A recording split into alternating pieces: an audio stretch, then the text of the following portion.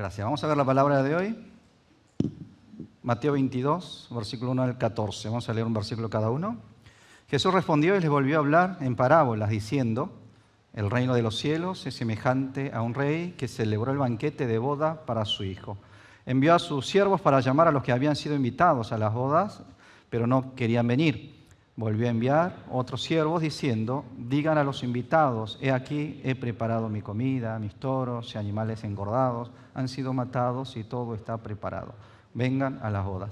Pero ellos no le hicieron caso y se fueron, uno a su campo, otro a su negocio. Tomaron a sus siervos. El rey se enojó, enviando sus tropas, mató a aquellos asesinos y prendió fuego a su ciudad. Entonces dijo a sus siervos: el banquete a la verdad está preparado, por los invitados no eran dignos. Vayan pues a las encrucijadas de los caminos y llamen al banquete de bodas a cuanto hallen.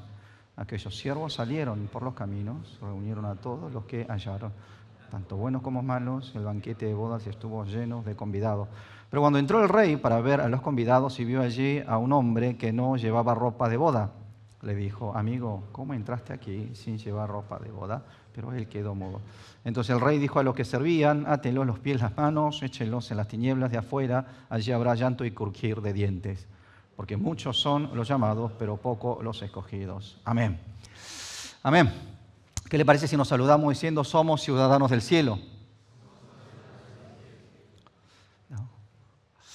Bueno, estamos durante estos domingos compartiendo enseñanzas sobre cómo debemos vivir siendo hijos de Dios, no perteneciendo al pueblo de Dios en este mundo que vivimos, de hecho, como ciudadanos del reino. Hoy es la cuarta prédica, no sé si está siendo de ayuda, pero bueno, por medio de estas enseñanzas me gustaría que podamos, aunque sea de a poco, ir creciendo y descubriendo lo que significa pertenecer al reino de Dios. Ustedes saben que en Corea el mes de mayo suelen celebrarlos como el mes de la familia. Y esto es porque dentro del mismo mes de mayo se encuentran el Día de los Padres y del Niño. Es interesante ver que en Corea no separan el Día del Padre y el Día de la Madre en dos fechas distintas, sino que lo celebran en un mismo día como el Día de los Padres. Mientras que acá en la Argentina no solo celebramos en 3 fechas distintas, sino que lo hacemos en 3 meses distintos: junio, agosto y octubre. Y justamente hoy estamos empezando este mes de junio, el mes que contiene, ¿qué cosa? El Día del Padre, ¿no? ¿Qué se celebra el tercer domingo de junio? Día del... Por favor, ¿no? Porque muchas veces sí prestamos atención a lo que es Día de la Madre, pero a nosotros los padres también ténganos consideración, ¿no? Durante el mes de junio se celebra el Día del Padre, una fecha especial para la familia. Sí, tercer domingo. De hecho, tenemos muchos padres presentes aquí en este lugar. Seguramente la mayoría de los papás deben estar experimentando que no es fácil, cumplir el papel de un papá, de un padre, mientras criamos a los hijos. Criar a los hijos no es fácil, es difícil no solo para los papás, obviamente para las mamás también. Sin importar la edad que puedan tener los hijos, ser papá y mamá para ellos es una tarea difícil. La otra vez tuve la oportunidad de hablar con un hermano un poquito mayor de la iglesia que ya prácticamente tenía a todos sus hijos ya grandes, inclusive tenía hijos que se había casado. Entonces le pregunté, diciendo si ya que sus hijos estaban todos grandes, si no se preocupaba más por ellos. Y este hermano me respondió de esta manera: pastor, cuando mis hijos eran pequeños, los problemas que me traían eran pequeños. Pero ahora que están grandes, también los problemas se hicieron grandes, ¿no? Es así. No es fácil ser padre y criar a los hijos. No es fácil. Porque cuando los hijos son pequeños, causan problemas pequeños, es verdad, pero cuando crecen, causan problemas más grandes. Es por eso que la preocupación hacia los hijos no desaparece en los papás. Aún así, cuando creemos en que los hijos son un regalo de Dios y los criamos con amor, orando y confiando en Dios, hay bendiciones que Dios nos permite experimentar. ¿Cuál es esa bendición? La bendición, aunque sea un poco, de poder comprender, sentir el corazón de Dios. Poder entender, aunque sea poco, el corazón de nuestro Dios Padre, ¿no? Como Padre Celestial. Porque al criar a nuestros hijos experimentamos sentimientos de preocupación, de ansiedad, inclusive de esperanza por ellos. ¿No es así? Por eso podemos darnos cuenta de cuáles son los sentimientos que Dios como nuestro Padre puede estar sintiéndose por nosotros, ¿no? Sentimientos de amor, su deseo hacia nosotros, su preocupación inclusive por nosotros. Entonces poder entender un poco más el corazón de Dios hacia nosotros, esa es también una bendición que podemos disfrutar siendo padres y madres.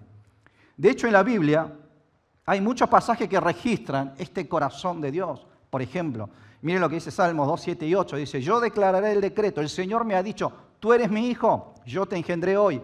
Pídeme y te daré por heredad las naciones, por posesión tuya los confines de la tierra. ¿Qué está diciendo? Tú eres mi hijo, dice. ¿No? Yo te engendré, pídeme y te daré. Fíjense que este pasaje muestra claramente a un Dios que reconoce a su pueblo como su propio hijo y muestra también el corazón del Padre que quiere dar lo mejor a sus hijos. También vemos allí en Isaías 4, 1 y 2 decir, pero ahora, así ha dicho el Señor, el que te creó, oh Jacob, el que te formó Israel, no tema, porque yo te he redimido. Te he llamado por tu nombre, tú eres mío. Cuando pases por las aguas, yo estaré contigo. Cuando pases por los ríos, no te inundarán. Cuando andes por el fuego, no te quemarás, ni la llama te abrazará. Te formé, dice. Te he llamado por tu nombre. Tú eres mío, dice el Señor. Aunque pases por las aguas, aunque pases por el fuego, no, esas cosas no te van a destruir porque yo voy a estar contigo. Y este pasaje muestra el corazón de un padre que desea proteger, acompañar a sus hijos en sus vidas. Así sucesivamente, la Biblia muestra a Dios como el Padre de su pueblo, como nuestro Padre. Pero ¿qué ha sucedido con el pueblo de Israel? El problema fue que ellos no comprendieron este corazón del Padre, constantemente se alejaron de Dios para ir detrás de los ídolos, de los dioses paganos, buscaron la felicidad en el mundo, abandonando a Dios, el Padre, y se olvidaron de que solo Dios podía dar lo que ellos buscaban, que solo el Padre los podía proteger de todos los males. Actuaron igual que el hijo pródigo, ¿se acuerdan del hijo pródigo? Que abandonó al Padre para ir hacia el mundo. Entonces podemos imaginar cuánto debió dolerle el corazón de Dios al ver a sus hijos comportarse así, de esa manera. Pero el problema es que aún en esta actualidad, ¿no? Hoy muchos de nosotros nos comportamos igual que el pueblo de Israel. Nosotros también nos apartamos constantemente de la presencia de Dios y buscamos en el mundo una felicidad que el mundo no nos puede dar. Hay cosas que lo buscamos, amor, esperanza, felicidad, la vida eterna, y todo esto está en el Padre. Sin embargo, ¿cuánta gente hay en el mundo que lo busca justamente en el mundo y no en Dios?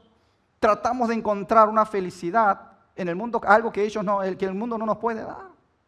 Ahora, ¿por qué se repite entonces este fenómeno una y otra vez, así con el pueblo de Israel en su momento, inclusive en nuestras vidas? Esto sucede porque mal entendemos el corazón de Dios, porque no comprendemos, no estamos entendiendo el corazón de Dios. No hemos comprendido lo que significa ser los hijos de Dios, vivir la vida como los ciudadanos del cielo, como ciudadanos del reino en este mundo. No estamos entendiendo. Como cuando alguien dijo lo siguiente, muchos cristianos, preocupados en exceso por no ir al infierno, viven sin darse cuenta de cuán grande es el gozo de caminar hacia el cielo. Hermanos, si hemos creído en Jesús, si hemos nacido de nuevo, ya somos ciudadanos del cielo. Y la vida de fe, esta vida que vivimos como cristianos en este mundo, es una vida que debemos vivir, ¿no? Como alguien que transita, avanza hacia el reino de los cielos. Nuestra identidad es esa. Sin embargo, hay muchos que viven preocupándose, angustiándose, pensando, ¿qué pasa si caigo en el infierno? ¿No? Y si vivimos esforzándonos simplemente para no ir al infierno, de esa manera vivimos perdiendo el verdadero gozo, esa verdadera alegría que deberíamos disfrutar como hijos de Dios y ciudadanos del reino. Entonces esa vida no es la que nuestro Dios nos está deseando como Padre. Hay algo que Dios desea como Padre hacia nosotros. Entonces, hermanos, la pregunta es, ¿están ustedes viviendo su vida como ciudadanos del cielo? ¿Están viviendo como hijos de Dios con gozo, victoria y esperanza? Por eso, como ya le vengo diciendo en varios domingos, debemos cambiar nuestra visión del reino de los cielos, ¿no? A la manera bíblica, cambiar nuestra manera de ver, nuestra perspectiva, ¿no? De lo que significa pertenecer al reino de los cielos. Por supuesto que el cielo es un lugar donde iremos después de la muerte y allí experimentaremos gozo y gloria eterna, es verdad, pero cuando la Biblia habla del reino de los cielos no lo menciona solamente en sentido del futuro, sino también habla en tiempo presente. ¿Qué significa esto? Significa que podemos disfrutar del reino de Dios, del cielo, aquí, ahora en nuestra vida. Si caminamos con Jesús y Jesús habita en nuestro corazón, entonces el lugar en donde estemos, ¿no?, con el Señor, allí se convierte en un reino del cielo, en cualquier momento. No es que la realidad de hoy sea un infierno, ¿no?, y si el cielo solo exista en el futuro, más allá, digamos, bien lejano, ¿no?, bien lejos de nosotros, no. Sino que aunque hoy mi vida sea difícil, si hoy estoy con Cristo, entonces su presencia, la presencia de Cristo convierte mi vida en un cielo. Porque el Señor, en Cristo, allí es donde podemos experimentar el gozo, el amor, la felicidad y vivir el reino de los cielos en plenitud. El propósito por el cual Jesús nos da esta parábola del banquete de la boda es justamente esta, ¿no? Precisamente es este, para que cambiemos nuestra visión del reino de los cielos. Hay un teólogo llamado Reinhold Niebuhr quien dijo lo siguiente, dijo: la gran reforma del cristianismo no se da cuando encontramos algo que no sabíamos antes, sino cuando aparece alguien que ve lo que ya existe desde una perspectiva completamente nueva. O sea, la reforma no se trata de descubrir algo que no existía antes, pero que ahora sí exista. No, algo que siempre ha existido, pero cuando alguien tiene la capacidad de poder ver, de descubrir esa realidad, ahí es donde se produce la reforma. Así es. El cielo ya ha venido a nosotros, eso es lo que declaró Jesús. Donde está Jesús es el cielo, estar con Cristo es el cielo. Si Jesús ha entrado en el corazón de ustedes, entonces ustedes ya son ciudadanos del cielo.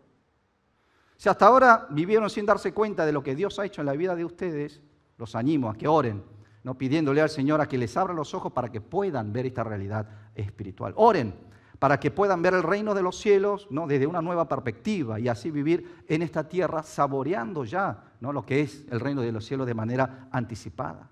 Esta es la oración que tenemos que, ¿no?, de alguna manera realizar. Ahora, ¿cuál es el mensaje entonces que Jesús nos quiere transmitir por medio de la parábola de hoy? En primer lugar, que no fuimos invitados a un luto, sino a una fiesta. Jesús nos invitó a una fiesta. Hermano, la vida de fe no consiste en vivir como si estuviésemos en una casa de luto. La vida de fe es vivir en una casa de fiesta. Cuando Dios nos invita a una fiesta de boda. La vida de fe que Dios ha planeado para sus hijos, hermanos, es una vida de fiesta y no de luto. ¿Comprenden? Pero así como ocurría en tiempo de Jesús, y también ocurre hoy en día, hay muchos, religiones, inclusive algunas iglesias, que tratan de crear un ambiente serio, un ambiente medio oscuro, podemos llamar, un ambiente de luto, y creer que eso es ser algo espiritual, ¿no? ¿Cómo era la actitud de los fariseos, que creían ser espirituales en la época de Jesús? Fíjense que ellos al ayunar, por ejemplo, ellos no se lavaban la cabeza, ni se peinaban, y andaban con un aspecto demacrado, con un aspecto de sufrimiento, y así trataban de demostrar que ellos eran espirituales, que estaban ayunando. Sin embargo, fíjense lo que Jesús dice. Jesús, al ver la actitud de los fariseos, dijo lo siguiente a sus discípulos, Mateo 6, 16 al 18. Cuando ustedes ayunen, no se hagan lo triste como los hipócritas que descuidan su apariencia para mostrar a los hombres que ayunan. De cierto les digo que ya tienen su recompensa. Pero tú cuando ayunes, unge tu cabeza, lávate la cara, de modo que no muestres a los hombres que ayunas, sino a tu Padre que estás en secreto. Y tu Padre que ve en secreto te recompensará. Así eran los religiosos en aquella época, como si ser alguien espiritual dependiera de cuántos sacrificios o cuánta actitud, cuántas apariencias de sacrificio estés mostrando, ¿no? Inclusive muchas religiones tienen esa práctica. Aún el pueblo de Israel, que servía al único Dios, ¿no?, verdadero, a Jehová, se comportaba de esta manera. Los fariseos inclusive establecieron innumerables reglas que ni siquiera ellos podían cumplirlas, guardarlas, y decían que de alguna manera había que cumplir, ¿no?, rigurosamente esas leyes, ¿no?, para poder ser alguien espiritual, ¿no? Así terminaron creando una vida de fe sin gozo, sin alegría, en donde solo existían las obligaciones. Pero vino Jesús. Entonces se presentó Jesús en medio de ellos y comenzó a proclamar de forma impactante lo que es la verdadera fe, y que la verdadera fe no era así. Leamos lo que dice los versículos 1 y 2. Vamos a leer todo junto. Jesús respondió y les volvió a hablar en parábolas diciendo: el reino de los cielos es...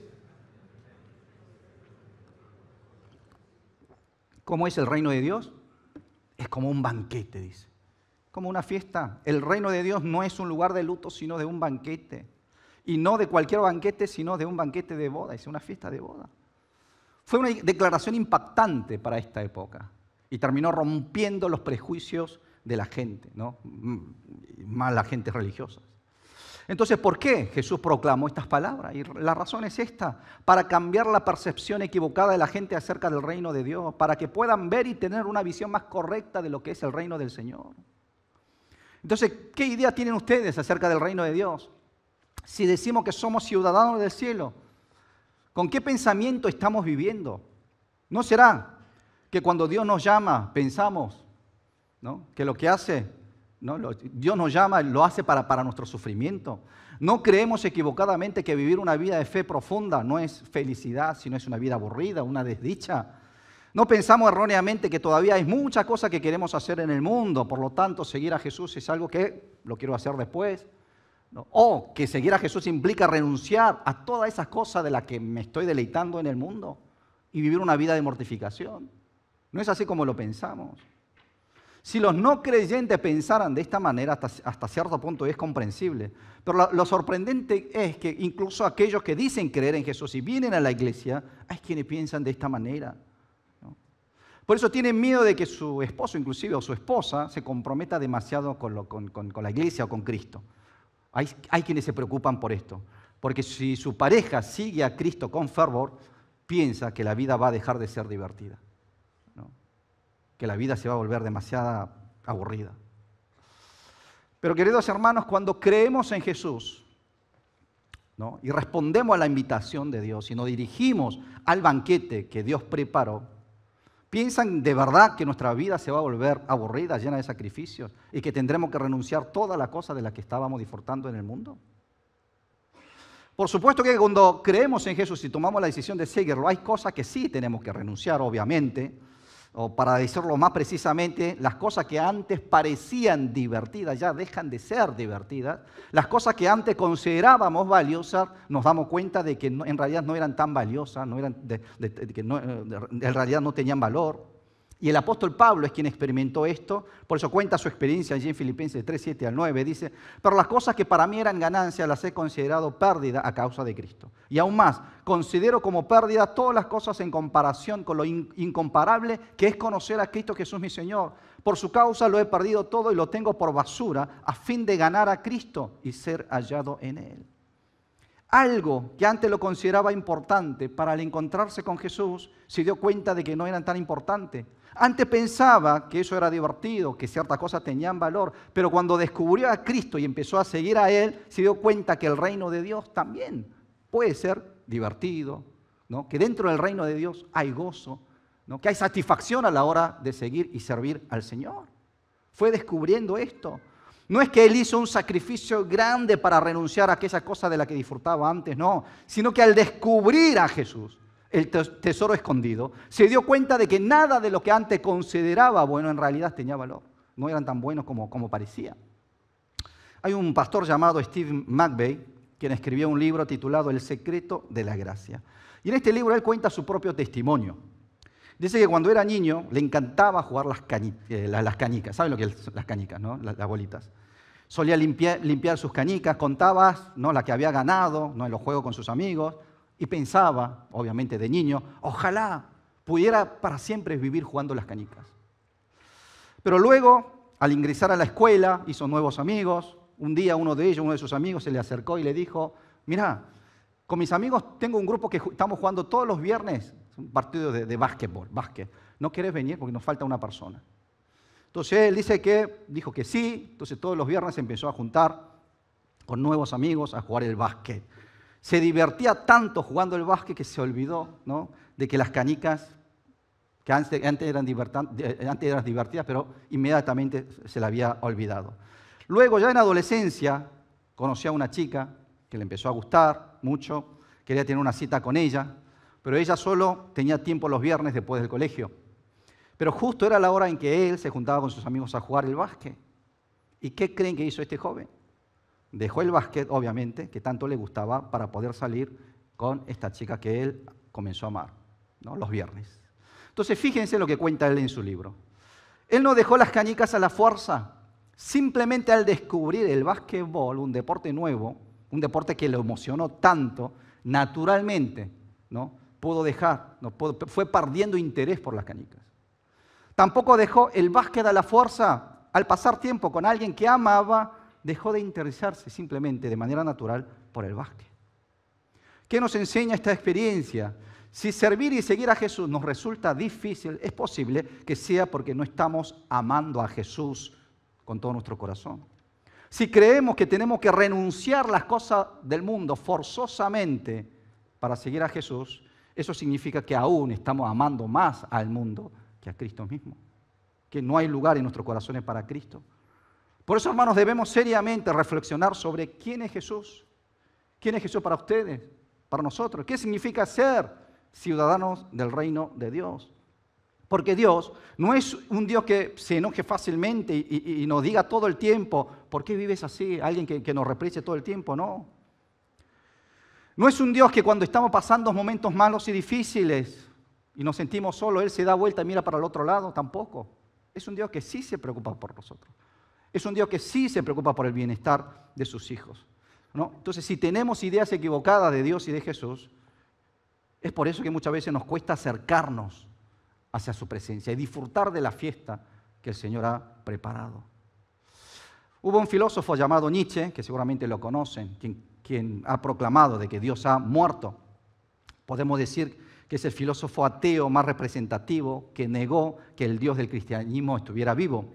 Pero lo sorprendente es que su abuelo fue pastor, su papá también era pastor. Era alguien que no solo debía creer en un Dios vivo, sino que debía haber consagrado su vida para servir al Señor, si mirásemos desde afuera el contexto familiar. Sin embargo, no solo se alejó de Dios, sino que se convirtió en una persona que públicamente empezó a negar la existencia de Dios, ¿no? Un hombre que empezó a proclamar, Dios ha muerto, Dios no existe. Ahora, ¿por qué Nietzsche se convirtió así? En una persona que niegue a Dios. ¿Por qué comenzó a negar a Dios? Bueno, hay un libro que él escribió, que seguramente también lo escucharon, que se llama Así habló Zaratustra, y en ese libro él dice lo siguiente: yo solo podría creer en un Dios que supiera bailar, y Zaratustra es un bailarín. Usted sabe que Zaratustra es alguien que es un profeta de la antigua Persia, ¿no? Que creó una religión llamada zoroastrismo, una religión medio rara, ¿no? Pero es como que le dio más importancia a esta religión que al Dios del cristianismo. ¿Por qué? Porque el Dios del cristianismo, ese Dios no sabe bailar, no le gusta bailar, ¿no? Aunque en el libro después cuenta muchas otras cosas, en resumen, lo que él está diciendo es esto, que para él, el Dios de los cristianos, el Dios del cristianismo, era un Dios que no sabía divertirse, un Dios que no sabía bailar, un Dios sin gozo, sin alegría, un Dios que solo oprime con muchas prohibiciones, no hagas esto, no hagas lo aquello, un Dios, ¿no? Un Dios serio, un Dios sin risa, un Dios que no sabe alegrarse, un Dios que no le gusta bailar. Así era el Dios para él. Aunque no sabemos en qué contexto él aprendió sobre la fe, no sabemos, pero lo que podemos decir que le enseñaron mal, ¿no? Y él también entendió mal sobre Dios, no comprendió quién era verdaderamente Dios. ¿Por qué? Porque, hermanos, nuestro Dios sí sabe regocijarse.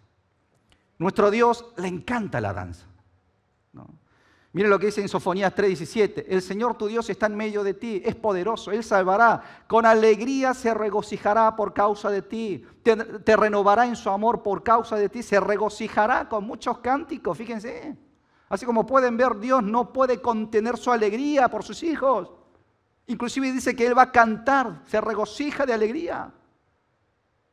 Un Dios que se alegra. Romanos 12:15 también nos dice: gócense con los que se gozan, lloren con los que lloran. Obviamente esta palabra va dirigida hacia nosotros los creyentes, que debemos vivir de esta manera. Sin embargo, el motivo por el cual Dios nos dice que hagamos así es porque Él es así.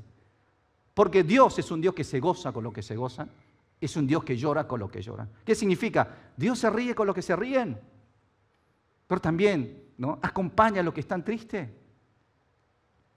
Por eso, hermanos, a nuestro Dios le encanta la fiesta. No solo se ríe de alegría, sino que le gusta cantar y le gusta bailar. Piense en la imagen de la parábola del hijo pródigo, por ejemplo, porque es la parábola que mejor muestra el corazón de un padre, el corazón del padre como Dios, de Dios como padre. A pesar de que su hijo menor había derrochado toda su herencia y volvió literalmente como un fracasado, regresó como un fracasado a su casa, ¿Qué hizo su papá? ¿Qué hizo su padre?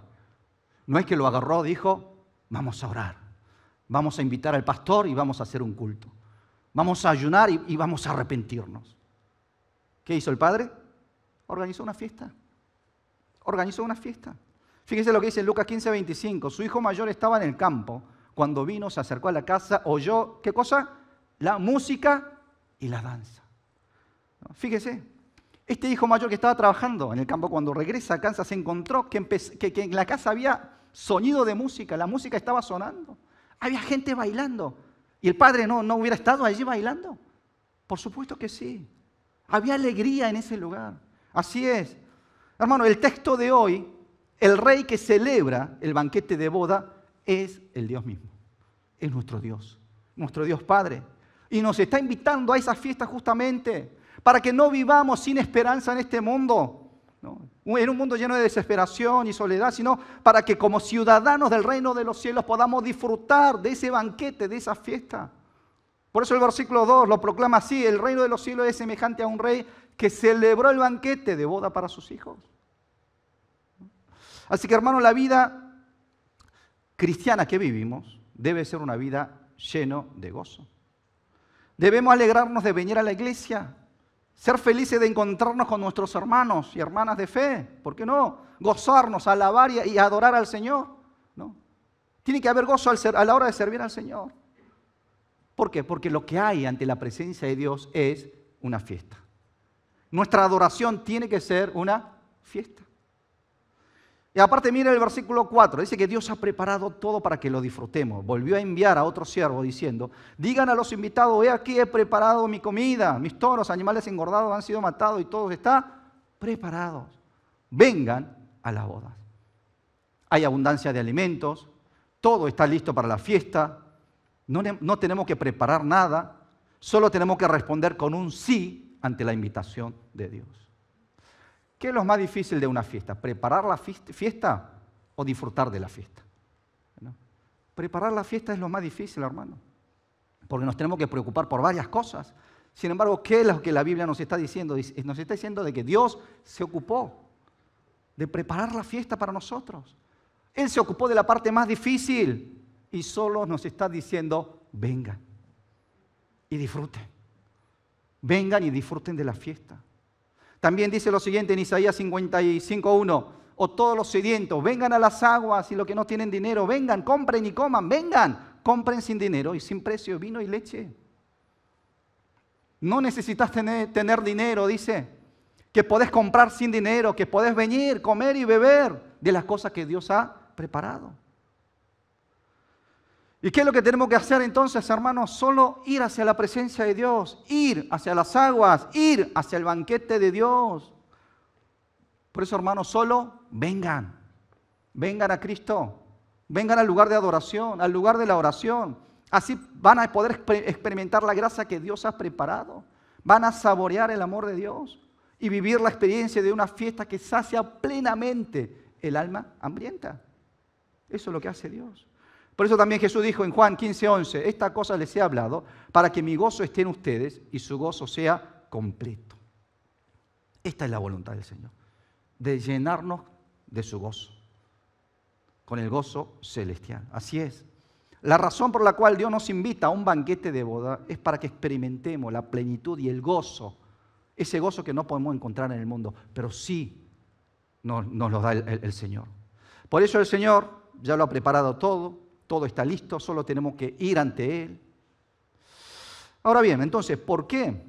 ¿Por qué no? Podríamos hacer esta pregunta. ¿Por qué no podemos vivir disfrutando del banquete de Dios?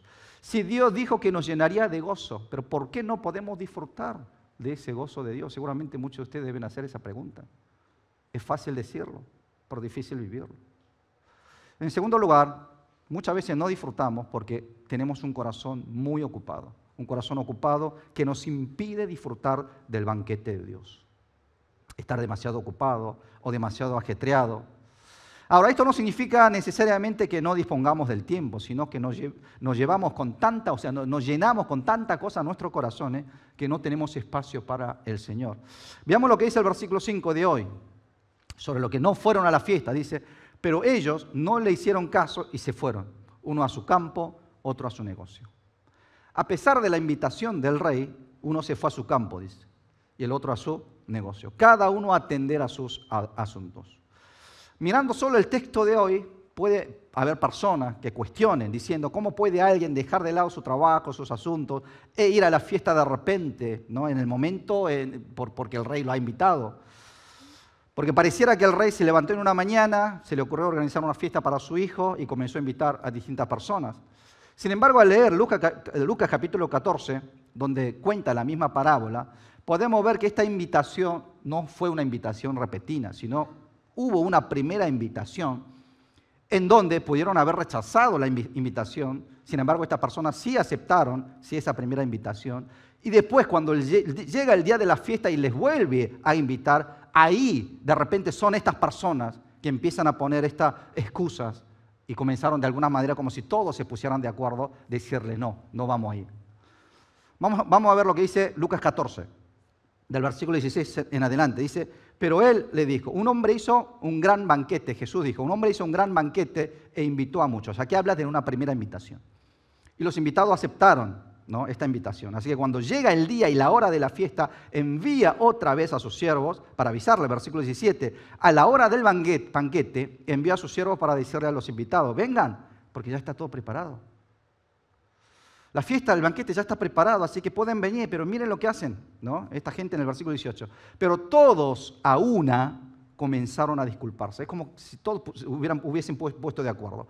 El primero dijo, he comprado un campo, necesito salir para verlo, te ruego que me disculpes. El otro dijo, he comprado 5 yuntas de bueyes y voy a probarlos, te ruego que me disculpes. El otro dijo, acabo de casarme, por tanto no puedo ir.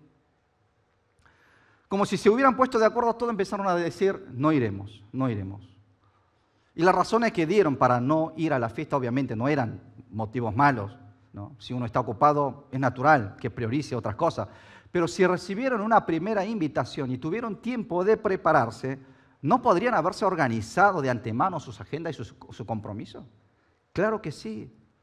Pero ¿por qué entonces todos se negaron a ir a la fiesta? Porque sus corazones, ¿no?, empezaron a llenar sus corazones, empezaron a ocupar a sus corazones con otros asuntos que no tenían nada que ver con el rey, ¿no? Y no había espacio para el rey en el corazón de ellos, ¿no? Seguramente se deben ustedes recordar también la historia de María y Marta. Cuando Jesús visita la casa de estas dos hermanas, la hermana menor María se sentó a los pies de Jesús, escuchando la palabra de Jesús, mientras que Marta, la mayor, estaba ocupada en la cocina, ¿no?, trabajando para hacerle algo para poder agasajar a Jesucristo. Entonces Jesús le dijo a Marta lo siguiente, Lucas 10, 40 al 42. Pero Marta estaba preocupada con muchos quehaceres. Y acercándose dijo, Señor, ¿no te importa que mi hermana me haya dejado servir sola? Diles pues que me ayude. Pero respondiendo el Señor le dijo, Marta, Marta, te afanas y te preocupas por muchas cosas, pero una sola cosa es necesaria, pues María ha escogido la buena parte, la cual no le será quitada. Dice que Marta estaba preocupada con muchos quehaceres, estaba ocupada. Hermanos, ¿saben lo que significa la palabra preocuparse? ¿No? Como dice en su palabra, es ocuparse de antemano, anticipadamente de algo, preocuparse, ¿no? Está ocupando su corazón, está llenando su mente con cosas que todavía no ha sucedido, con cosas que todavía no ha llegado. Preocuparse, anticiparse, ¿no?, a determinada cosa. Y así estaba María. Estaba ocupando su corazón con otras cosas que no es Cristo. Preocupándose por si no podía servir, si no llegara a servir, ¿no?, si le faltara algo a Jesús. Sin embargo, el interés de Jesús no estaba allí. Estaba en poder disfrutar de una comunión con ellas. Fue por esto que perdió la oportunidad de escuchar la palabra de Jesús, de disfrutar, de gozar de un tiempo de comunión especial con Cristo. Fíjense que aunque Jesús estaba en su casa, la visita de Jesús, que debió haber sido motivo de gozo y de alegría, se convirtió en un motivo de enojo y de queja hacia su hermana, aún estando con Cristo. Porque en vez de ocupar su corazón con Cristo, se ocupó con otras cosas. En vez de disfrutar y gozar de la fiesta, de esta manera podemos estar perdiendo de esas fiestas que Dios preparó para nosotros, por tener el corazón tan ocupado y no tener espacio libre para el Señor. Entonces, ¿cómo están viviendo ustedes, hermanos? ¿Tienen sus corazones tan ocupados que ni siquiera tienen tiempo para encontrarse con Dios? ¿Están tan ocupados en el campo, en el negocio, en sus asuntos, que ni siquiera tienen tiempo para estar en el lugar de la adoración?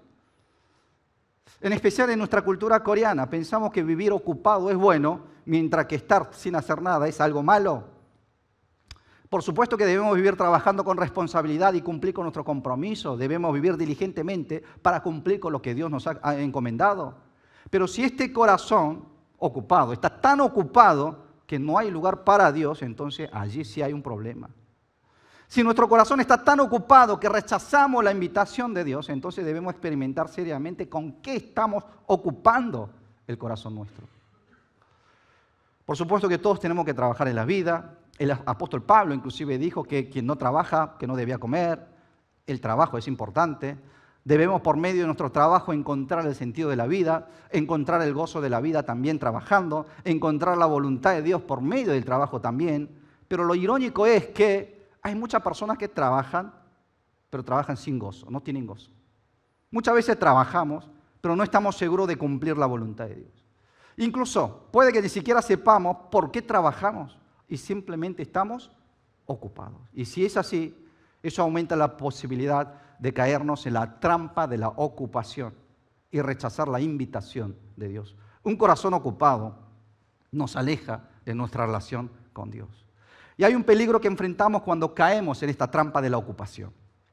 ¿Cuál es? Pensar que habrá otra oportunidad después, más adelante. No pasa nada si no voy ahora, puedo ir después, más adelante. Dios, ahora no tengo tiempo. Dios, ahora no puedo. Dios, la próxima vez. La próxima vez que sí, seguro que iré. Pero esa próxima vez, hermano, podría no llegar nunca para nosotros.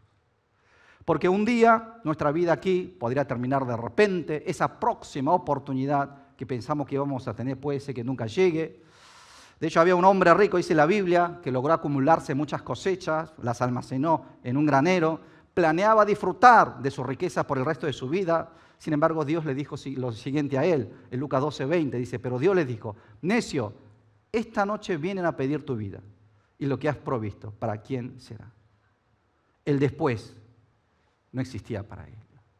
Y esto no puede pasar a nosotros, porque el después, más adelante, hermano, no es nuestro. No somos dueños del tiempo, Dios es el dueño del tiempo. Por eso el tiempo en que Dios nos llama, nos invita, es el mejor tiempo. El tiempo de ir hacia Dios para poder participar de esta fiesta, de este banquete, es cuando Dios nos invita. El texto de hoy, hermano, las personas que rechazaron esta invitación del rey, incluso vemos que termina matando a los siervos del rey. Y el rey que había sido paciente hasta ahora, insistente con las invitaciones hacia ellos, se termina enojándose. Y ese fue el final para estos invitados. El tiempo para ellos se había acabado. Por eso dice el versículo 7, el rey se enojó y enviando a sus tropas mató a aquellos asesinos y prendió fuego a esa ciudad. El rey destruyó a quienes habían rechazado su invitación y habían asesinado a su siervo, dice la palabra. Por supuesto que esto habla de aquellos que terminan rechazando el evangelio y cómo será el juicio final para ellos. Sin embargo, también nos advierte sobre algo, de que todo tiene su tiempo. Por eso la Biblia nos advierte también en Isaías 55:6. Dice, busquen al Señor mientras puede ser hallado. Llámelo en tanto que está cercano. Hay que buscar al Señor mientras tengamos la oportunidad de encontrarlo, dice. Hay que clamar su nombre mientras Él esté cerca de nuestras vidas. Así que miren sus vidas, hermanos. ¿Cómo están ustedes ocupándose de su vida espiritual? ¿O qué es tan urgente que no pueden responder a la invitación de Dios? Porque cuando el Señor nos llame, cuando el Señor nos llama, ¿no? Y cuando nos entrega esta invitación, debemos decirle delante del Señor, amén, Señor, aquí estoy, voy contigo. Debemos buscar su presencia. Entonces, el Señor se le va a manifestar, les va a responder, ¿no? Va a llenar sus vidas con el gozo celestial. Para esto nos invita. Así van a poder vivir como ciudadanos del reino de los cielos y disfrutar de la fiesta que Dios ha preparado. Así es como debemos vivir como ciudadanos del reino. Amén.